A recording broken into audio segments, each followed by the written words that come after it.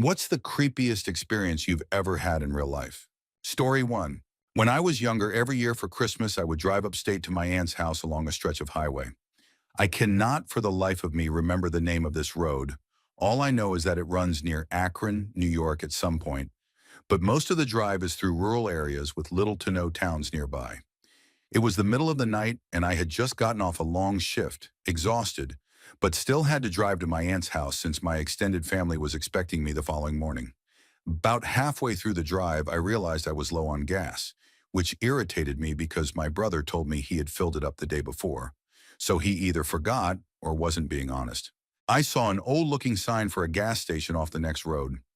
It wasn't an official road sign, just a pole with a slab of metal attached with "gas off next exit" or something like that painted on it. It seemed sketchy, but people sometimes do the same thing with fruit stands on highways, so I decided to check it out. I pulled off the next exit onto a broken-down country road surrounded by dense woods. The whole thing felt creepy and surreal, and I half expected someone to come running out of the trees with a chainsaw. Eventually, I came to the gas station and quickly realized it hadn't been open for years. It was rusted, the convenience store's roof was caving in, and the gas pumps were gone. I pulled over next to it and checked my gauge.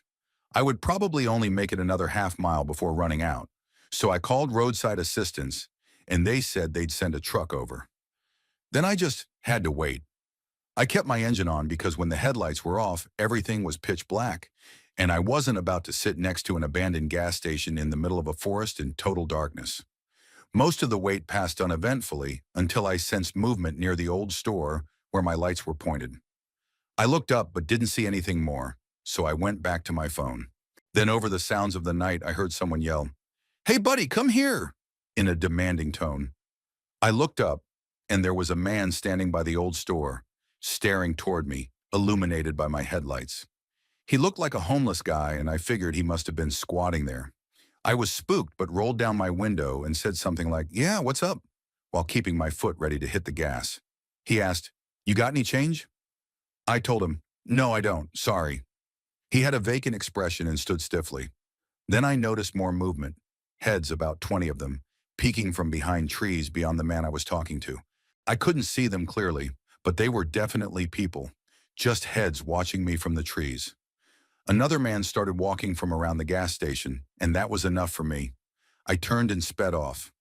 I got as far away as my tank could take me and updated roadside assistance on my new location. The driver came, filled me up, and I didn't mention anything. But afterward, I decided to call the sheriff's department in the nearest town. They said they'd send a trooper, and I gave them the location. When I finally got to my aunt's house, they called me back and said whoever had been there was gone. But it was clear a large group had been living there for a while. Blankets, canned food, and the usual.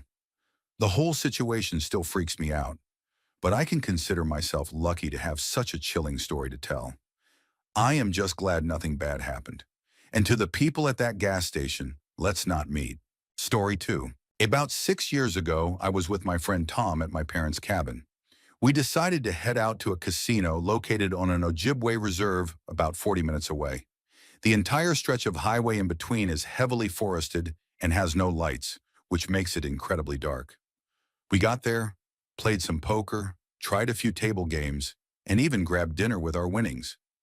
It was a pretty successful night overall for both of us. We ended up leaving the casino around 1 in the morning, a little later than I would have liked given the lack of any streetlights. We drove for about 20 minutes on the highway without passing a single vehicle when I noticed 2 green orbs just off the road before a hill. Realizing it was a deer, I slammed on the brakes and waited.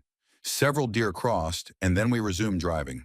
The car was moving slowly up the hill because of the stop, and as soon as we reached the crest, Tom screamed, "Holy!"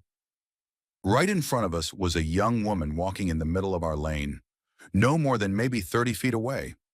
I slammed on the brakes again and came within 10 feet of her.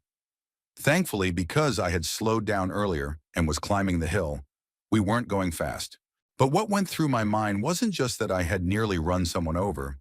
It was that this young woman with pitch black hair, wearing a white nightgown and no shoes, kept walking towards us with a blank, expressionless face. That image shook me because it looked like something straight out of a horror movie. Tom and I waited, thinking she might come to the window and ask for help. She reached the front of my car, walked around to the driver's side, and without stopping, raised her hand and dragged it across the side of my car as she continued walking. At this point, both Tom and I were completely unsettled. I asked Tom what we should do, and he said we should just get out of there. But for whatever reason, I didn't feel right about leaving without at least asking if she was okay. I glanced in the rearview mirror and saw her still walking. Having almost hit her and knowing something wasn't right, I decided to do something.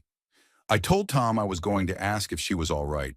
He pleaded with me to just drive away, but I put on some bravado and told him not to worry, that I'd be right back. I put on my blinkers, stepped out of the car, and left my door open to provide some light. I walked around to the trunk. The interior lights didn't help much, but the blinkers allowed me to catch an outline of her slightly down the hill, visible only every other second. I half yelled, "Are you all right?" She finally stopped walking, but kept facing the other way. There was no response.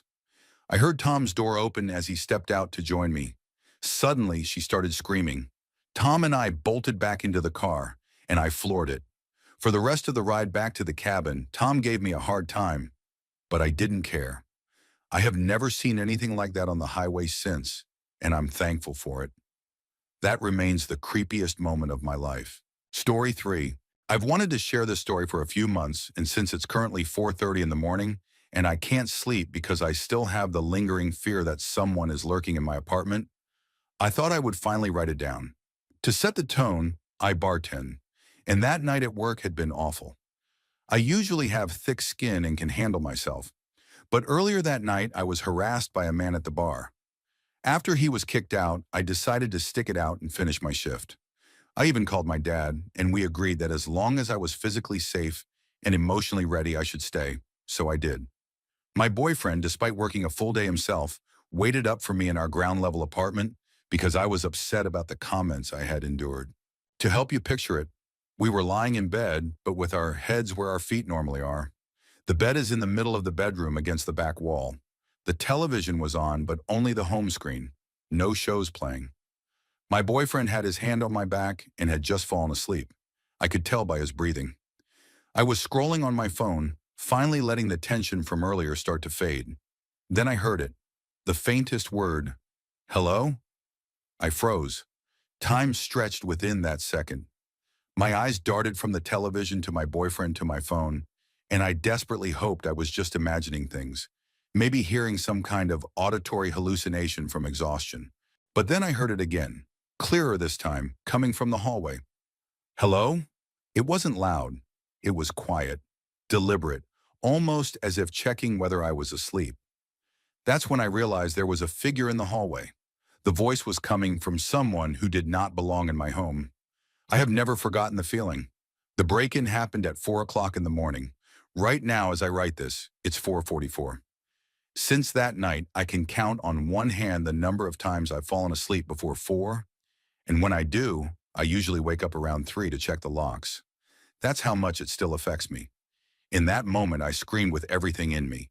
My boyfriend jumped up, startled, yelling as well. He threw open the bedroom door, and there was the intruder standing silently in the dark, staring at us. We didn't know what he wanted. We still don't. My boyfriend shoved him and told him to leave. It was a Saturday night, and we live about a 25-minute walk from the bars, which may seem far, but isn't really. At first, we assumed he had just wandered into the wrong apartment, but then he spoke, coldly and calmly, saying, "I'll leave." Instead of heading toward the front door, he turned toward the sliding glass patio door that leads to our enclosed patio. Without another word, he slipped out quickly and silently, hopping over my 4-foot fence as if it was nothing. We didn't call the police at the time because I was hysterical, confused, and convinced myself he must have just made a mistake. It wasn't until later, after talking with others, that it became clear there was likely something more dangerous at play. To the person who broke into my apartment, let's not meet again. Story 4. It was a long time ago, before cell phones were common, and I was a mom in my early 30s who had just driven my kids to the pediatrician. The doctor's office in Macon, Georgia, was an hour away from our home, and I had taken the 2 youngest of my 3 children, then ages 1 and 3, to our scheduled appointments. Because we lived so far away, their office always gave us the last 2 slots of the day, and we were grateful for that. The doctor had recently built a new building off a fresh spur of the highway, so the location was isolated in every direction, but the facility was very nice compared to his old spot by the hospital. His new office sat far back on the lot, and my black Jeep Cherokee, which we had owned for 2 years, was one of only 4 or 5 cars in the parking lot when we arrived. I parked near the front door, got the kids out of their car seats, and for the next hour we waited, saw the doctor, paid, and then headed back outside. Mine was the only car left in the lot as I loaded the children into their seats. Just then, the receptionist locked the glass doors, and my car wouldn't start. It only made a clicking sound when I turned the key. I gathered the kids again, knocked on the door until someone let us back in, and borrowed their phone to call a nearby garage for service. I found one in the phone book, and the man said he would come, though it might take some time. I told him my location, then went back to the car, rolled down the windows, and put the kids back in their seats to wait. Soon the building lights went out, and the last of the staff drove off, leaving us completely alone. It was still light outside, so I focused on keeping the kids calm, digging for snacks and bottles, and making sure they weren't too hot.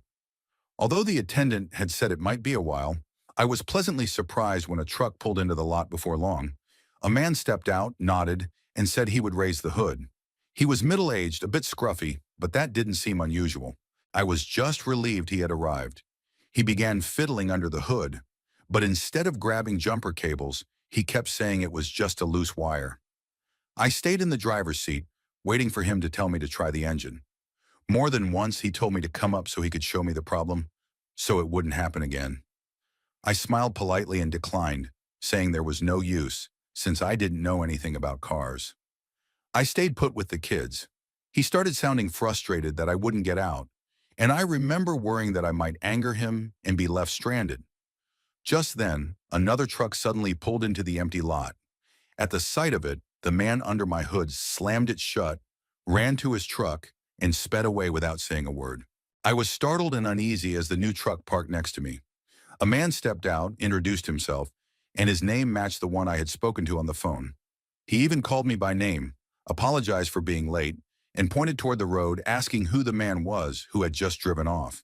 Surprised, I told him honestly that I thought that man had been him all along.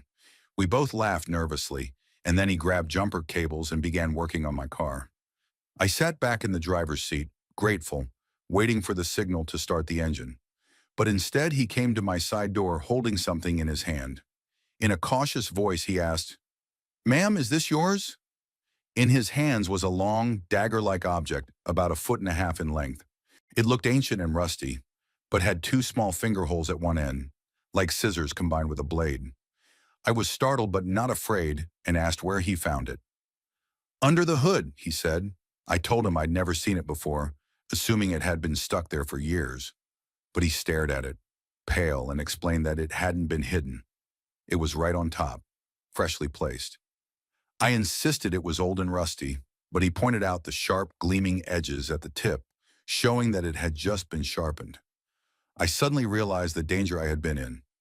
After jump-starting the Jeep, my 3-year-old cheered, and I paid the man gratefully. He urged me to call the police and left. When I got home, I did contact the Macon police. They listened politely but seemed uninterested. The officer on the phone suggested the item sounded like specialized surgical shears. I had avoided touching them, hoping they could be tested, but they dismissed it. He told me to keep them just in case. I wrapped them in newspaper and stored them in our shed for years, until we moved and I threw them away. Around that time, women were going missing across Georgia. Some were found, others remain missing to this day. I often wonder what would have happened if the real service attendant hadn't arrived when he did. Would my children still have a mother? Would I have lived to see them grow up? I'll never know. But I learned something that day. I always thought I was aware of my surroundings, good at reading people, and cautious. But that day, exhausted, hot, stranded, and distracted, I let my guard down. My family still believes that moment of car trouble, combined with my lack of awareness, could have cost us our lives. Story 5. This past New Year's was my boyfriend's and my 4-year anniversary. We usually don't do much, so this year we wanted to make it special with a romantic getaway. At the time, we were living in Seattle and decided to rent a cabin in a snowy small town for the weekend. We found one on Airbnb with a hot tub, and we were sold. The cabin was the last house on the road. To get there, you had to drive down a small, private road that ended in a roundabout. Off the roundabout was a long, uphill driveway leading up to the cabin.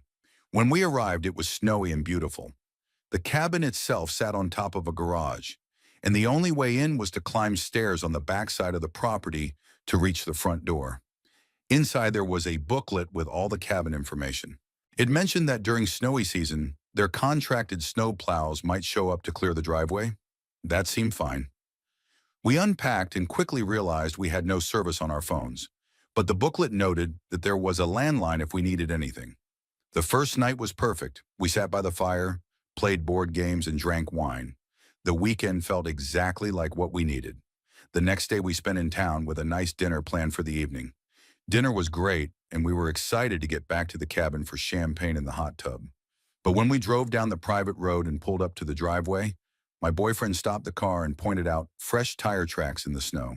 At first, I tried to dismiss them, but there they were, clear as day. We thought maybe it had been the snow plows, but who plows in the dark? Plus, we knew that once inside the cabin, we wouldn't have service to check with anyone. So instead, we drove back into town, sent a message to our Airbnb hosts, and waited. No reply came, and since it was past 10 at night, we didn't want to call and bother them. We figured we were overreacting, that it was probably nothing. After all, I'm the one into true crime, horror movies, and spooky subreddits. I assumed I was just psyching myself out. Still, when we drove back up the driveway later, my stomach dropped. I noticed footprints on the property. From what we could tell, someone had driven up, reversed down, parked, and then walked onto the property. But since we had now driven on the tracks ourselves, we couldn't see where the footprints led. The property was huge with woods all around, and the tracks could have gone anywhere. That was enough for us to call the police. We drove back until we got service, called, and waited for an officer. When he arrived, he checked the property and assured us no one was there. We felt embarrassed but thanked him and went back inside. Needless to say, we didn't sit in the hot tub that night. Instead, we locked the doors, put on a movie, and ended up falling asleep on the couch. At 3 in the morning, we woke up with the lights and television still on, laughing nervously about the night. Then we heard it, a mechanical noise that lasted a few seconds. We froze. It sounded exactly like a garage door opening. There are very few reasons anyone would need to open a guest-occupied Airbnb garage at 3 in the morning. With all the lights on, anyone outside would know we were there and could see us. I grabbed the landline and called emergency services. As I spoke with the operator, we suddenly heard a loud bang on the balcony, as if something had been thrown onto it. I was shaking as the operator told me the police were on their way. Soon, we saw flashing lights and officers at the door. They said the garage door was shut and locked, and that again, there were no signs of anyone on the property. They advised against leaving that night because the road conditions were too dangerous. We reluctantly agreed and went back inside, locking up again. By morning, we packed quickly, still unsettled. And then, while getting ready to leave, we heard the exact same sound from the night before. Only this time we realized it was the heater. It made a noise that sounded almost identical to a garage door opening.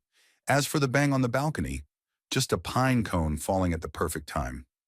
My boyfriend teased me saying, "You need to give up your murder shows."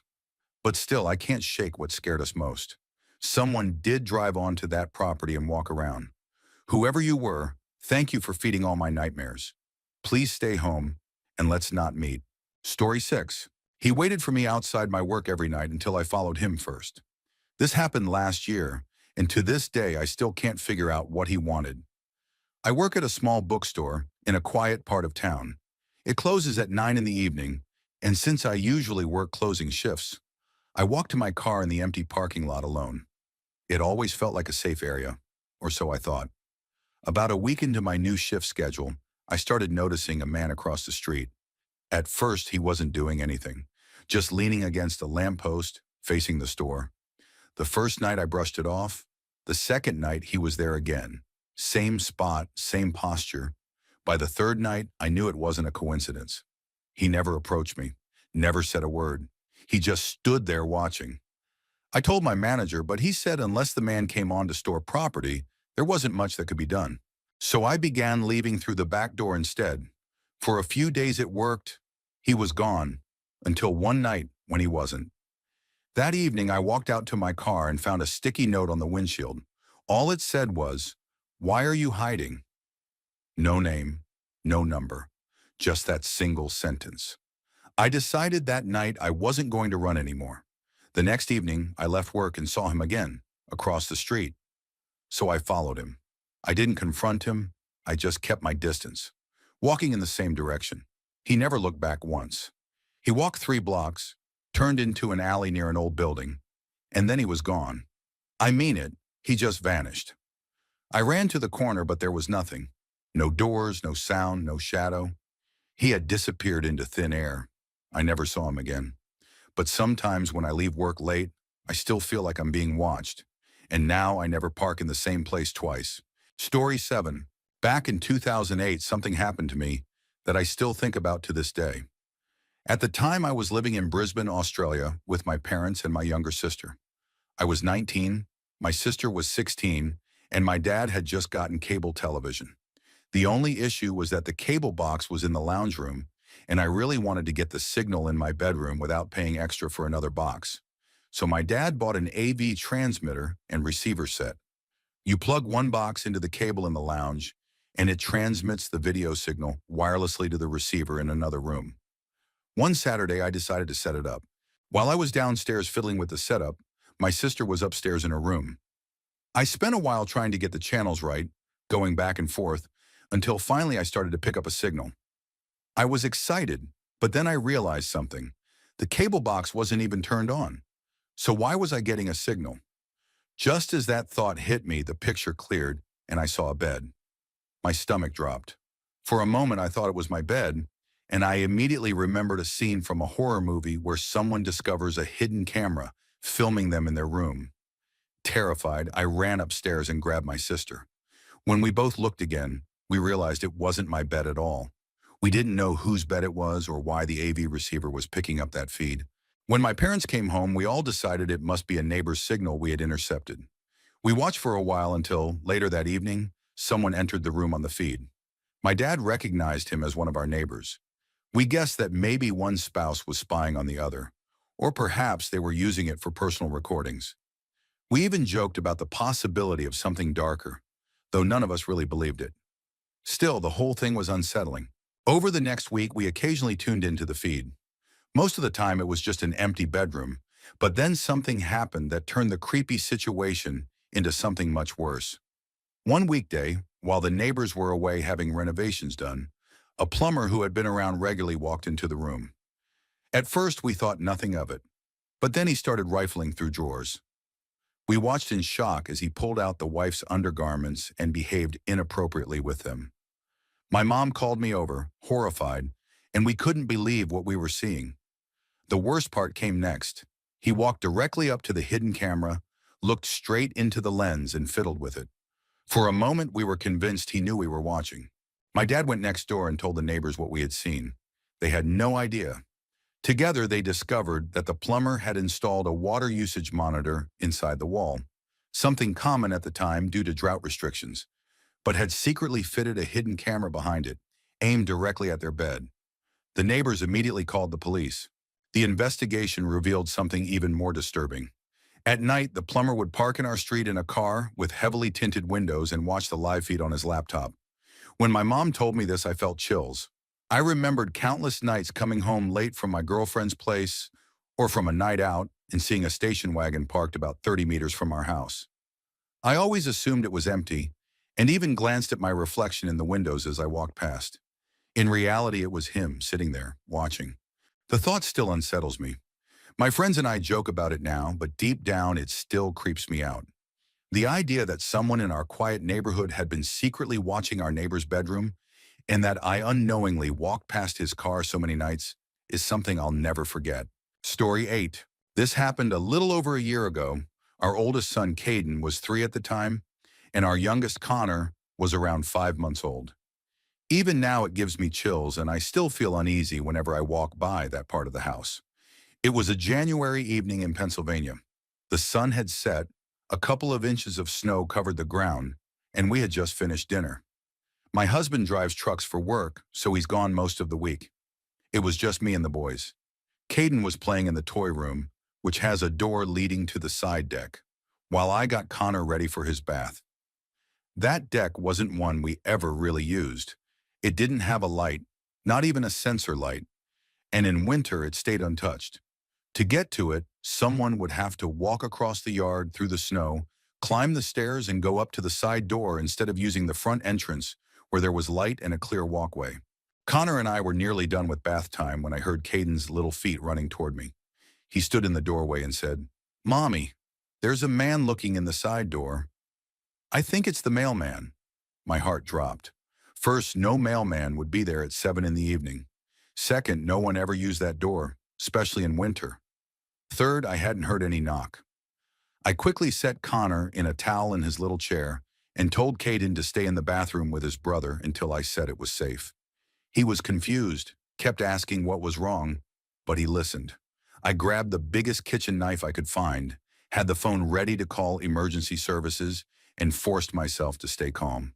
When I approached the side door, I shined the flashlight on my phone through the glass panel to see outside, hoping the sudden light might scare someone off. That's when I realized, with a sick feeling, that the door was unlocked.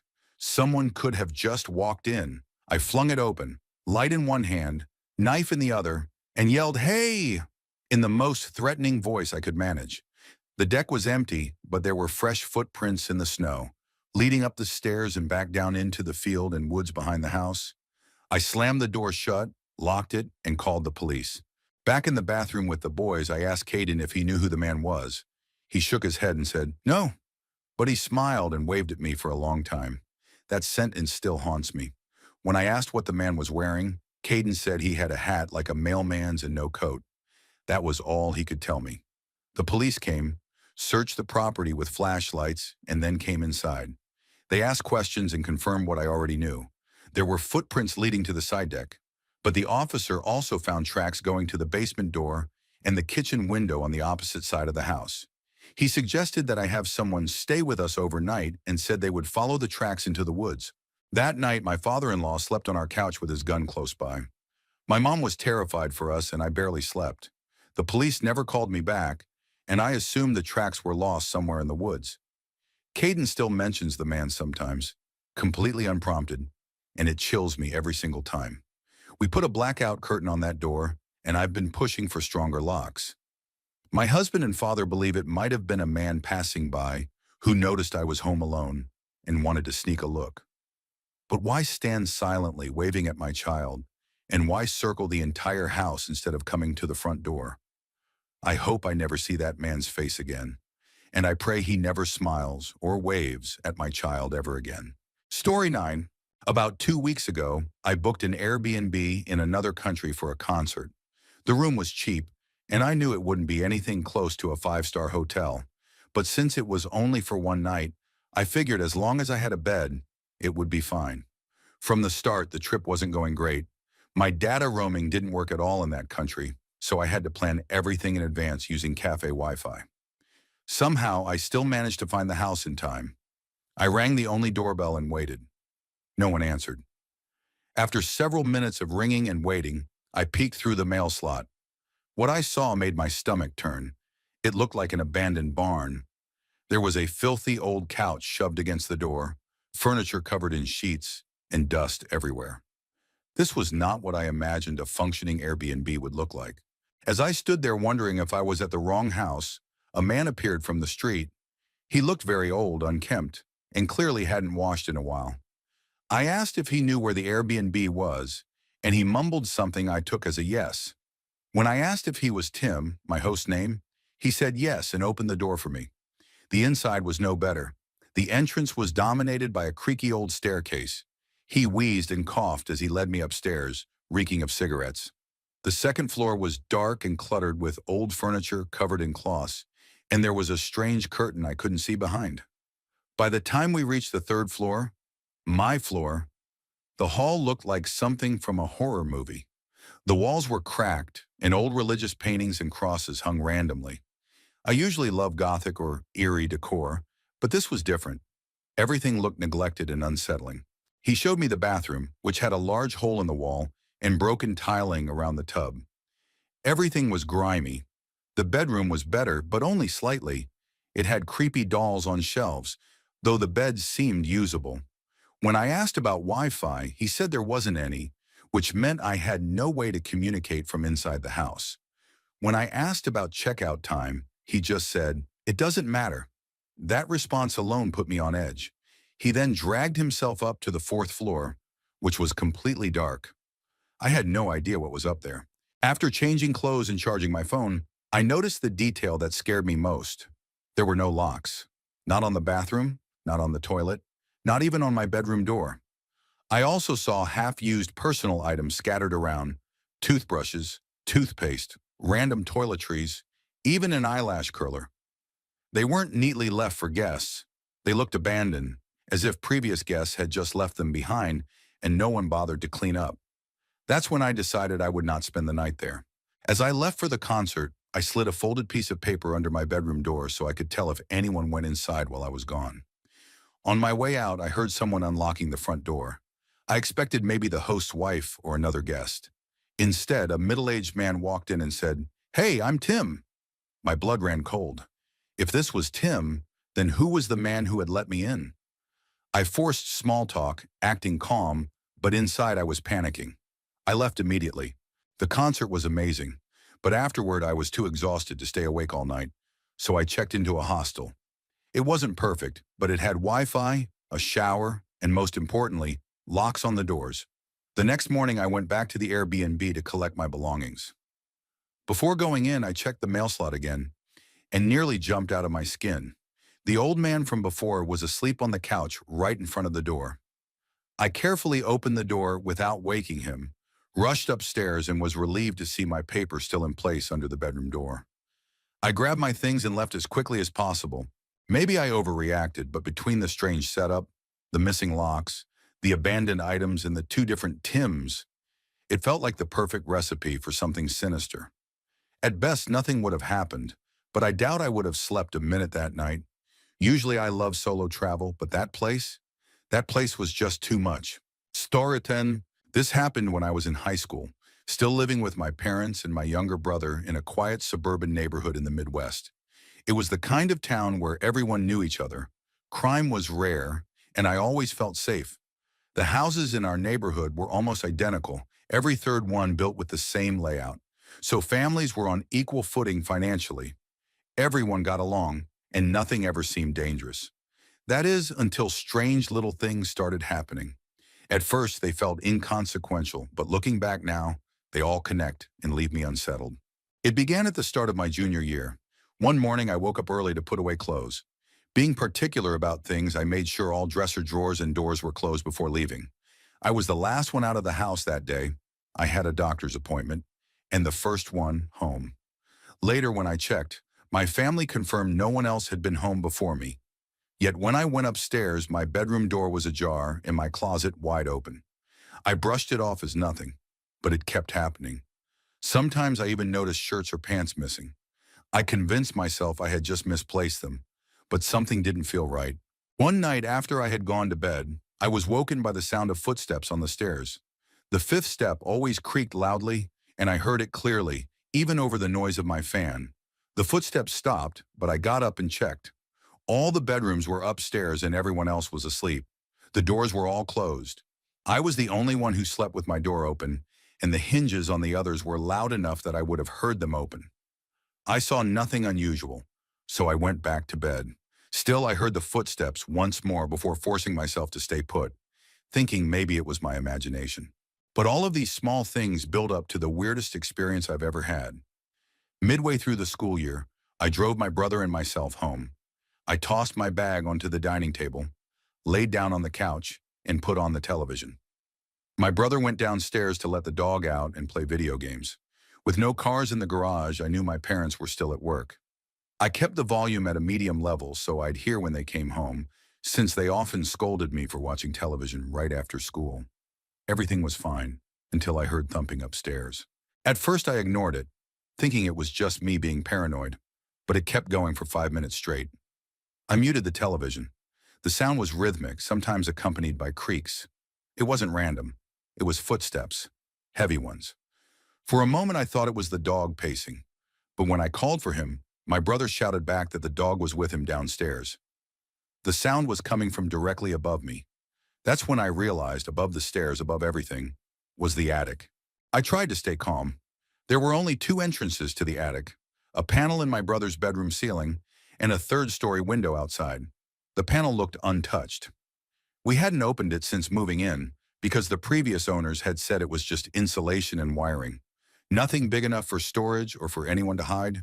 Then I remembered my dad had called a technician recently about our dish. I ran outside to check, but no one was on the roof, and no van was parked nearby. When I came back in, my brother was standing in the doorway, worried. I told him what I'd heard and asked him to listen too. At the top of the stairs, he froze, looking pale. "What is that?" he whispered. I asked. "It sounds like footsteps, doesn't it?" He nodded. We both knew.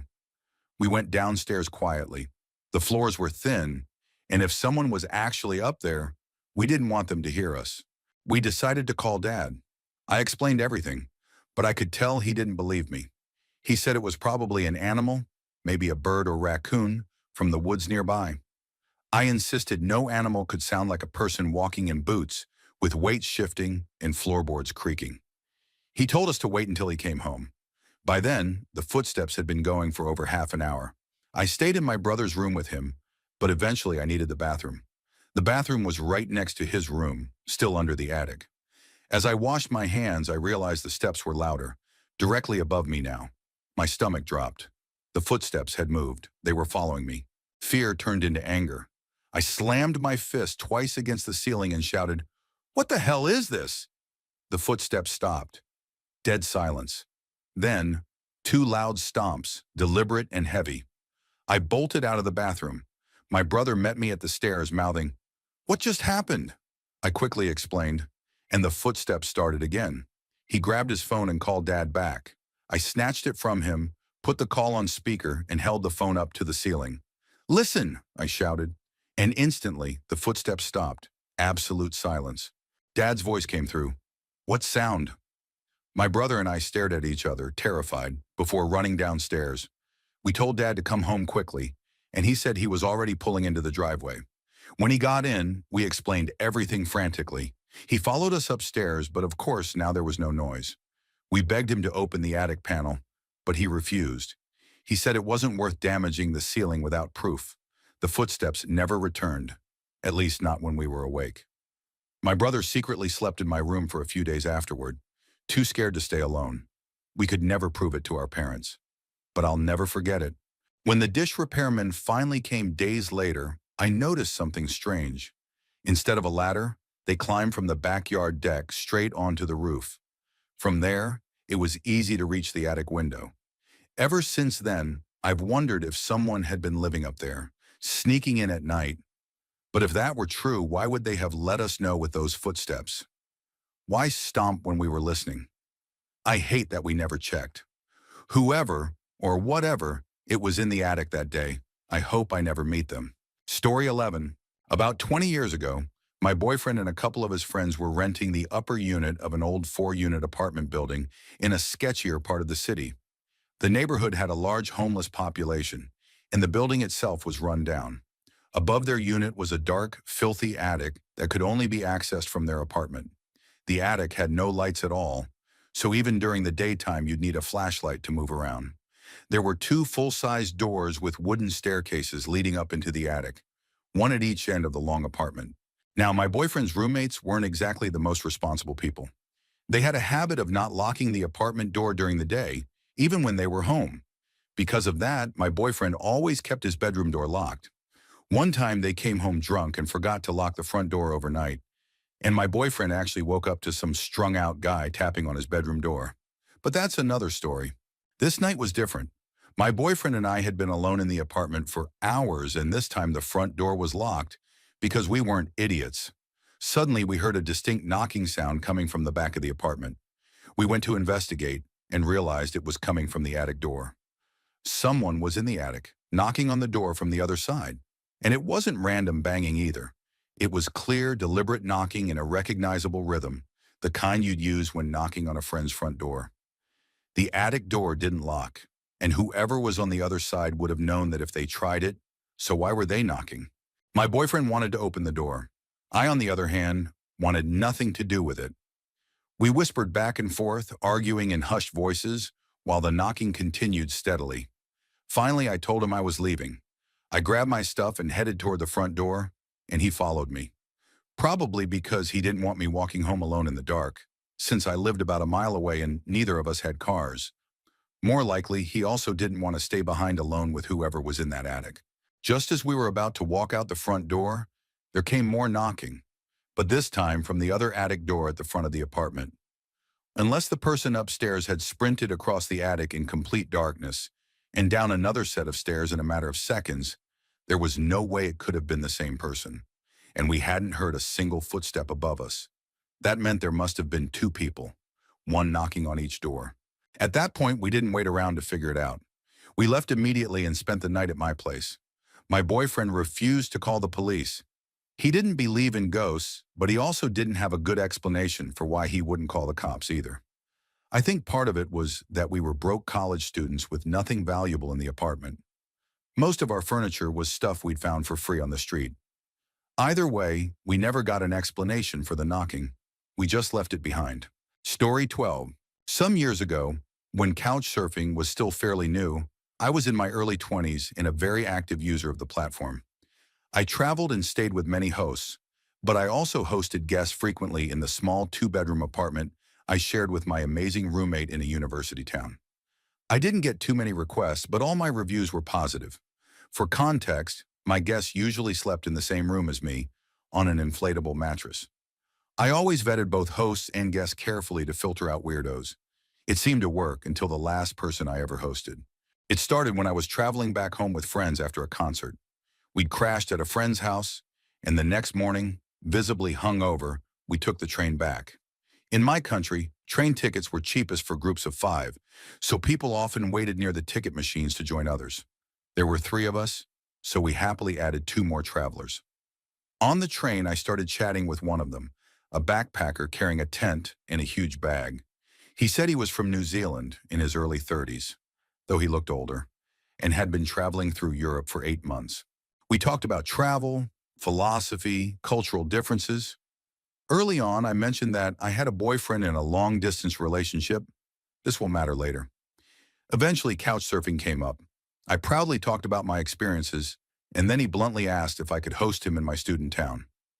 Hungover and too tired to think straight, I called my roommate to check. She said she didn't mind for one night, so I agreed. That was my first chance to avoid trouble, and I missed it. After arriving, I gave him a short tour of town. He wasn't interested and instead wanted to go shopping. At H&M, he bought a t-shirt and underwear, asking my opinion on colors and styles. Strange, but I brushed it off.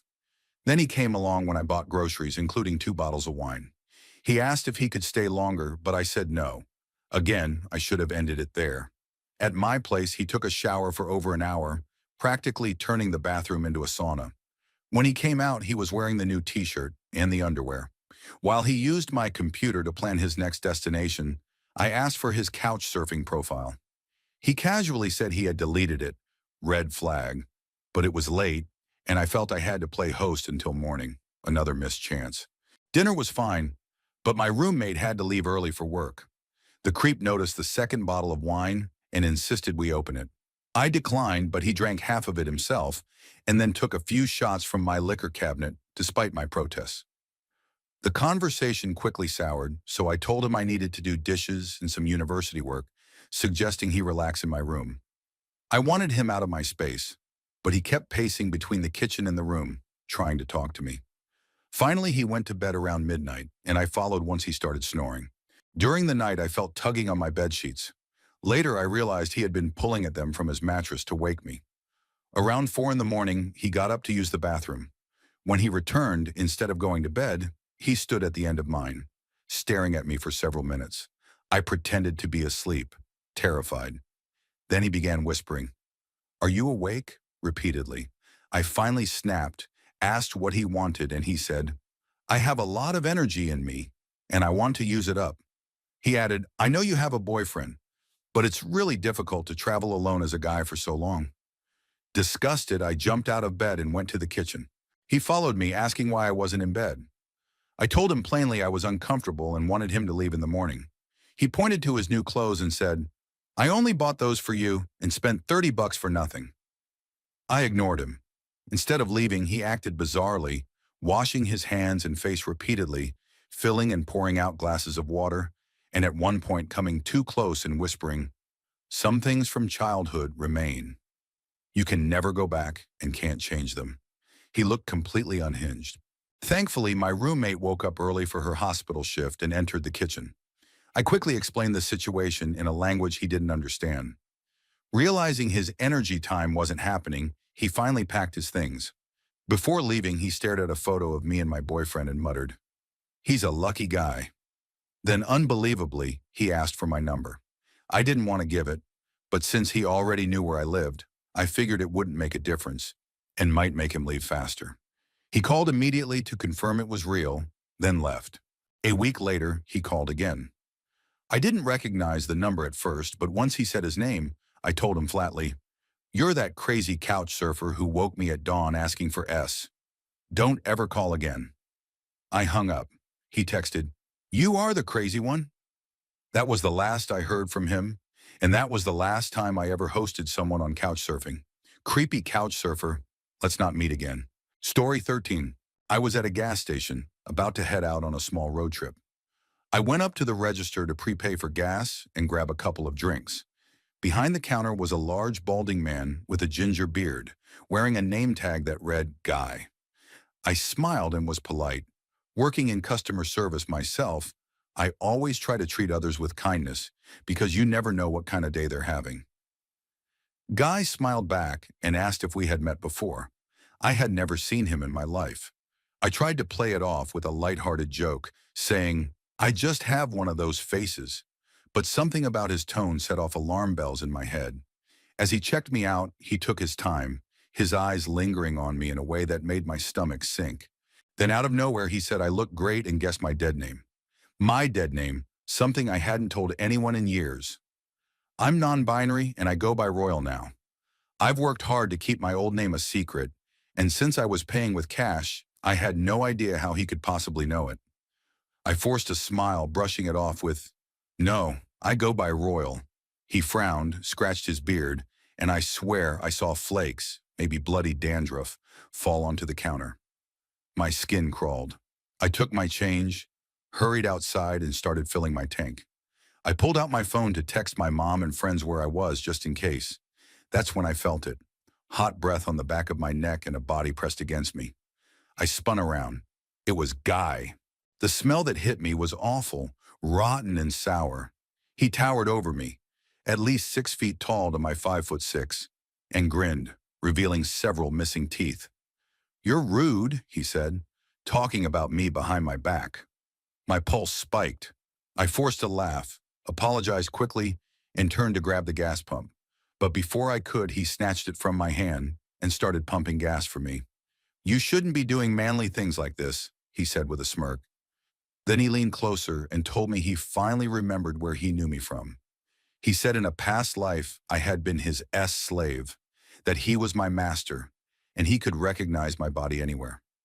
My mind went blank with fear. I was 17, and I had never met this man in my life. I nodded, pretending to laugh it off with a weak, oh, really? Anything not to make him angry. I tried to edge around him toward the driver's side, but he went for the passenger door and pulled it open, like he was about to get in. Full panic mode hit. I jumped into the driver's seat, slammed the key into the ignition, and floored it. My car lurched forward with both doors swinging wide open. In the rear-view mirror, I saw him tumble to the ground, screaming and cursing as I sped away. After a mile, I pulled over, shaking so badly my hands barely worked, and slammed both doors shut. To Guy at the gas station, let's not meet again. Story 14. Wendell was a panhandler near my college, and I used to give him spare change whenever I had it. Normally, I have a hard rule about not giving money directly to individuals and instead donating to local charities. But Wendell was different. He sang opera on the street, and honestly, he wasn't bad. I admired that he was at least trying to offer something in return, and besides, I didn't like carrying coins anyway. So I would hand over what little I could, maybe $1 here and there. Sometimes we chatted. He liked making students laugh with impressions or random jokes. He was older, maybe in his 40s or 50s, and our conversations were never deep, usually just about the weather or current events. Every now and then, though, he'd slip in something very personal, like how he almost got a college baseball scholarship before drugs ruined everything. I'd awkwardly reciprocate with something mild about myself and move on. One day, while I was walking with my professor and advisor, Wendell called me over. I didn't want to be rude, so I introduced them. Afterward, my advisor was visibly disturbed and asked why Wendell knew my name. When I explained our casual friendship, my professor gave me a stern warning. The homeless in this city weren't like those in my small hometown.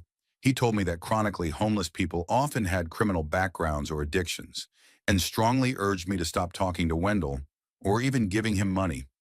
I brushed it off, thinking he was being elitist. In fact, I felt self-righteous about it, like I was proving myself enlightened, breaking social barriers, and rejecting fear-driven thinking. But things shifted when Wendell began asking questions that were too personal. Once he asked about my boyfriend, a reference to my professor he'd seen me walking with. When I corrected him, saying it was just my advisor, he instantly went from irritable to friendly. That should have been a red flag, but I ignored it. Then Wendell started bringing me gifts, a flower, a piece of scrap metal. I thought it was his way of maintaining dignity while accepting help. My roommate thought it was creepy, but I dismissed her concerns as elitist paranoia. My professor, however, raised the issue again, saying Wendell might be manipulating me. It hit me harder that time, especially since Wendell had already admitted to past drug use and blamed a girlfriend overreacting for part of his downfall. I started to wonder if my professor was right. Then the pandemic hit. I went home to my parents' house, hours away, and stopped thinking about Wendell. About 3 weeks later, I was watching a friend's Instagram story and heard opera singing in the background. My heart dropped when I realized the video was from my small hometown, not my college town. Wendell was there. I tried to rationalize it as coincidence, but unease stayed with me. Later, a girl from my high school, who also attended my college, called to say a homeless man had asked about me downtown. He knew my major, my volleyball club, everything. She hadn't told him anything. She'd only been wearing a sweatshirt from our college. I told myself it was harmless, that he was just curious about me, but the pit in my stomach grew. When I returned to campus later, I saw Wendell back on his old corner like nothing had happened. I finally stopped giving him money and talking to him, but I was too embarrassed to admit to anyone how wrong I had been. Then I visited my brother, who lived out of state. One morning I woke to him angrily whisper yelling that I was dating some 40-year-old guy who had shown up at his door asking for me by name. At first I thought it was a misunderstanding until I looked through the peephole. Clean shaven in fresh clothes but unmistakable, it was Wendell. My blood turned to ice. He had followed me across states. My brother tried to send him away, but Wendell shouted through the door that he knew I was inside, that he had cleaned up for me, and begged to take me wherever I wanted to go. When he spotted me through the window, his demeanor shifted from pleading to manic rage. He started banging on the glass, screaming that I was his girlfriend and that no one could keep me from him. Then in a terrifying moment, he punched through the window. Blood poured from his hand, but he didn't stop. He kept shouting nonsense, slamming his body into the door while I screamed in panic. My brother braced himself against the door, yelling at me to call 911. The police arrived within 10 minutes. They arrested Wendell without much resistance, though he kept insisting I was his girlfriend being held hostage.